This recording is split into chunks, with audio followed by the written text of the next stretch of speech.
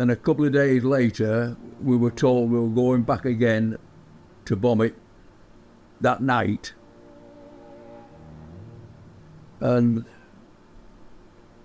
we reached the target, but we couldn't find it. The Pathfinder people couldn't find it because of the weather, foggy and so forth. And we stooged around in circles for quite a bit, aircraft colliding with each other, and I don't know, a bit rough.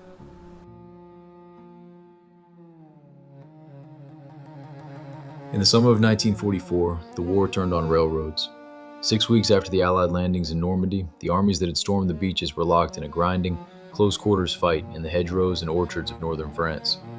The breakout that would come to define the campaign still lay weeks away, and in the meantime, the men who did the bleeding needed the men who did the bombing. Because the same rail networks that had carried French commerce for a century were now carrying German armor, ammunition, and reinforcements toward the front, and those networks ran through the heart of occupied France. The task of destroying them fell, in large part, to RAF Bomber Command. By July of that year, Bomber Command had become the most powerful strategic air force in the world.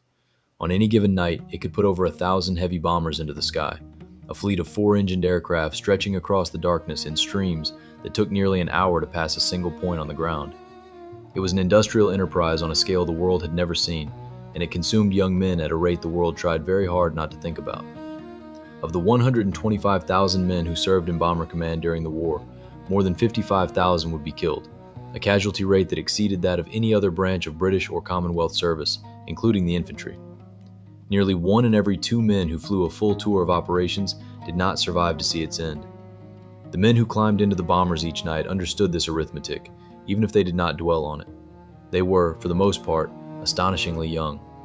Pilots of 22 commanded crews whose average age hovered around 23. They came from every corner of the Commonwealth, from the wheat fields of Saskatchewan and the coal towns of County Durham, from the red-soiled farms of Prince Edward Island and the suburbs of Toronto and Hamilton, Ontario. Many of them had never left their home provinces before the war. Now they were flying nearly 8 hours through the night over occupied Europe in aircraft that weighed 30 tons fully loaded and carried enough high explosive to level a city block.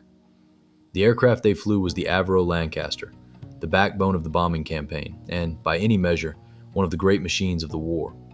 It could carry a heavier bomb load than any other Allied bomber, haul it farther, and absorb a remarkable amount of punishment and still bring its crew home. It was also, in certain critical respects, a death trap. Its fuselage was narrow, its internal spaces cramped, and if it caught fire or began to break apart, getting out was appallingly difficult. The rear gunner, isolated in his powered turret at the very tail of the aircraft, separated from the rest of the crew by the length of the fuselage, had the loneliest job in the air war and the worst odds of escaping a stricken bomber. He sat facing backward into the dark, scanning the sky for fighters he might never see until it was too late. In Lincolnshire, in the flat, wind-scoured country north of the Humber, the bomber stations were clustered so thickly that on a clear night a man standing on any one of them could see the navigation lights of aircraft taking off from 3 or 4 others. RAF Elsham Wolds was one of these, a grass and concrete station perched on high ground above the village of the same name, home to 2 Lancaster squadrons of No. 1 Group, 103 Squadron and 576 Squadron. The 2 units shared the same runways, the same dispersals, the same mess halls. They also shared the same losses. And in the summer of 1944, the losses were savage.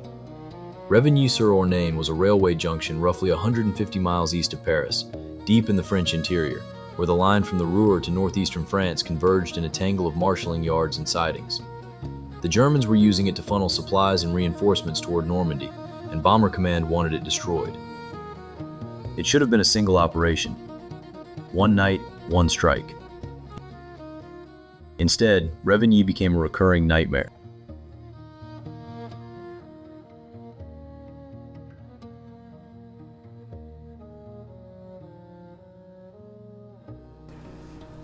We were all put into a hangar at RAF Revigny and told to crew up. This pilot came to me, he said, "I like the look of you. Will you become a member of my crew? You know, be my gunner?" And I certainly would like to be, yeah. So we crewed up at Revigny, and then and then eventually posted to Elsham Walls, 103 Squadron.